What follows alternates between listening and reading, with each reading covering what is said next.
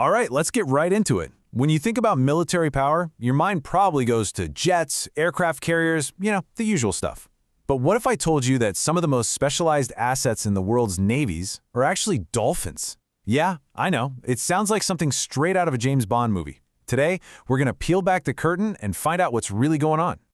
So you hear these terms, right? Killer dolphins, spies of the sea. We've all seen it in pop culture. Dolphins with lasers, whales on secret missions. But how much of that is just Hollywood fantasy? And how much is based in reality?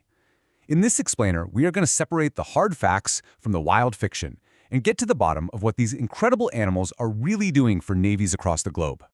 So first things first, these programs are 100% real, and they have a seriously fascinating history. You can trace their origins right back to the paranoia and the high-stakes rivalry of the Cold War. Let's just walk through how this all got started. It kicks off in 1959 when the U.S. Navy officially launched its marine mammal program. Of course, the Soviets weren't about to be left behind, so they started their own training centers in the 60s. And just like that, you've got an underwater arms race, but with animals. Then, everything changes in 1991. The Soviet Union collapses and their program splinters. The animals and trainers? They're suddenly up for grabs. And that leads to this wild twist in 2000, when reports start flying that Iran had actually bought some of these highly trained ex-Soviet animals. So who are the main players on the board today? Well, you've got the United States, whose program is actually pretty public. They focus on things like finding mines and protecting harbors. Then there's Russia, carrying on that Soviet legacy. They're still active, using these animals to guard their naval bases. Ukraine got a piece of the Soviet program, but its status has been pretty murky since 2014. And then you have Iran, who, as we just saw, jumped into the game by buying up talent and animals when the USSR fell apart. Okay, so this is the absolute key to understanding all of this. What are these animals actually doing? This is where we have to push aside the spy movie plots and look at the practical, documented, day-to-day reality of their missions. The number one job, by a long shot, is to find stuff and market. That's it. Navies aren't trying to weaponize dolphins, they're trying to use their incredible built-in superpower, echolocation. It's like the most advanced sonar on the planet. The animals basically act as living, breathing sensors. They find a mine or an unauthorized diver, and then they signal the human teams to come in and deal with it. It's a partnership. So let's walk through what a real mission looks like. How does a dolphin find a mine?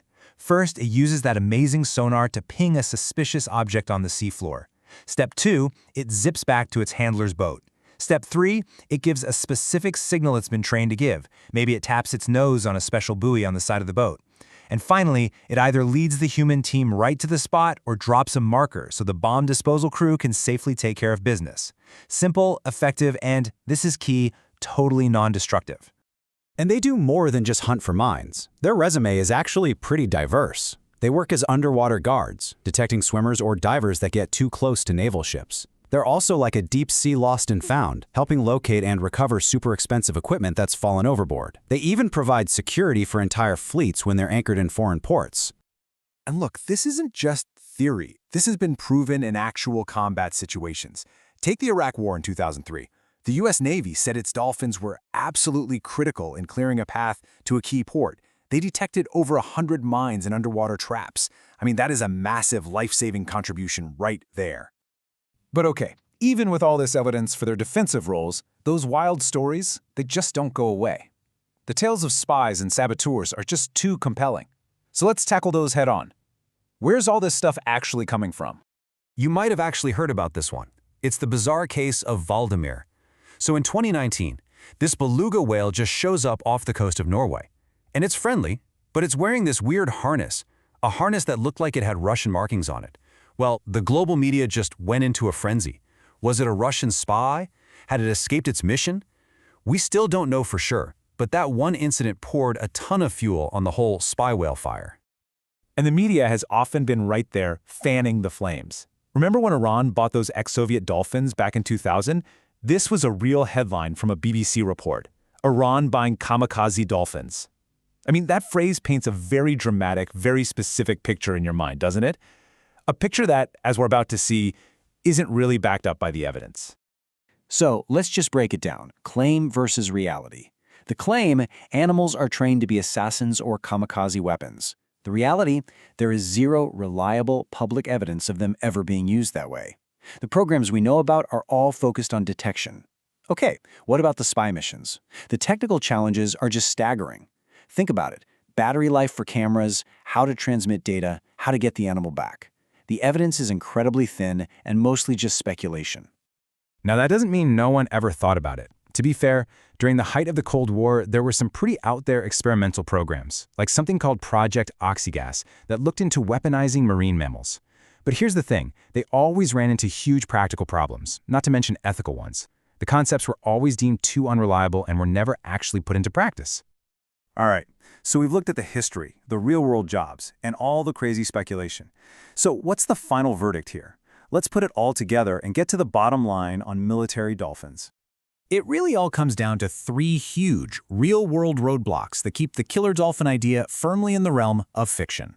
First is control and identification. How do you teach a dolphin to tell the difference between an enemy diver and a friendly one in the heat of the moment? You can't. Second, animal welfare. There are massive ethical and legal hurdles to strapping a bomb to a thinking, feeling creature. And finally, like we mentioned, the tech is just not there. The practical limits of putting complex gear on a free-swimming animal are just too big to overcome. So here's the takeaway, plain and simple. These animals are absolutely remarkable tools for defense, for detection, and for recovery. They're natural gifts or things our best technology still can't replicate. But they are not autonomous weapons. They are partners, not assassins. The reality is amazing enough without the fiction. And that really leaves us with one big question for the future. As technology like underwater drones gets better and cheaper, will there still be a role for these animals? Or will there always be something a living creature can do that a machine just can't? It's a really fascinating question about where military tech and the natural world go from here.